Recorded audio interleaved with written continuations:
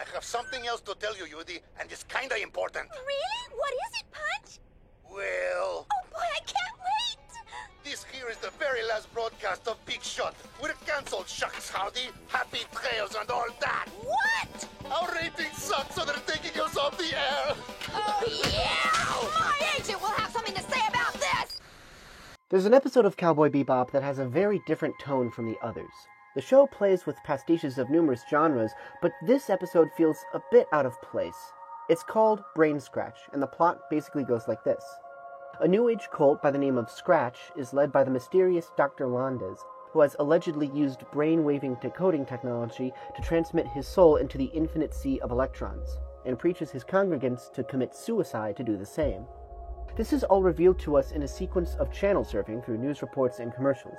The Bebop crew are after Landes for his high bounty. Spike searches for Landes and confronts him, while Jet and Ed track him themselves, finding that Landes himself is a fictional program created by Rosny Spangen, a 13-year-old boy who himself was left in a coma 2 years previously.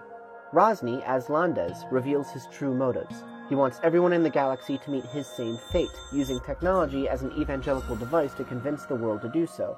Rosny sees heaven and hell as fantasies, and that the only true way to immortality is through electronics. His speech here is as complex as it is chilling. Do you want to know the greatest and also the worst device that humans ever invented? It's television. Television controls people by bombarding them with information until they lose their sense of reality. Now, television itself has become the new religion. Television has created a people who believe instantly in dramatic fantasies, who can be controlled by tiny dots of light. Spike doesn't accept this reasoning, though, and it saves his life. You're like a kid with a toy. What? You're the one that can't tell fantasy from reality. You're the one that lives in the little dots of light. If you want to dream, just do it by yourself. Ed and Jet hack into and shut down the Landes program, and Spike escapes. We're left with some immediate conclusions. Television is a powerful device, just as powerful as world religions. It promotes fantasies to people, pushing everything from banal products that are claimed to change your life, all the way up to spiritual salvation.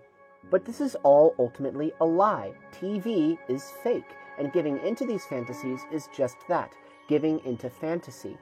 Even if you could upload your consciousness to the internet, all you'd be doing is playing with a toy. It's best to live the real life you've got and make the best with that. And even if your consciousness is just as illusory as the images on your screen, at least you'd be living a lie that matters. Now, this is all nice and pretty, but isn't it a bit paradoxical? I mean, Cowboy Bebop is a TV show that is criticizing giving into TV fantasies. But of course, you still need to be ingrained to these characters and form parasocial relationships with them in order for the show to be as entertaining as possible. Storytelling 101. So where's this coming from? Well, Bebop isn't much a stranger to social commentary, especially when it pertains to highly televised events in the 90s.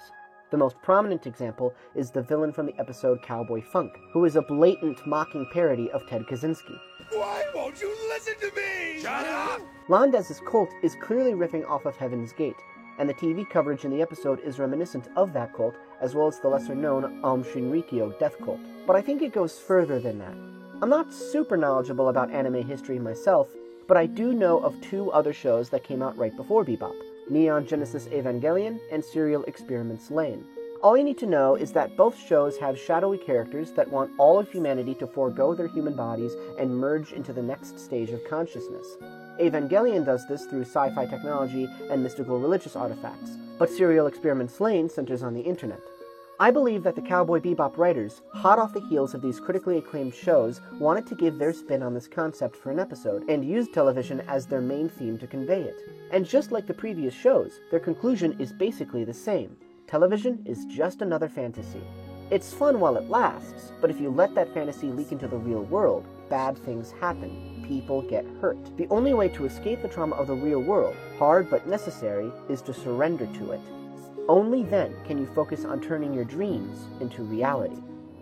And this time I hope you have sweet dreams.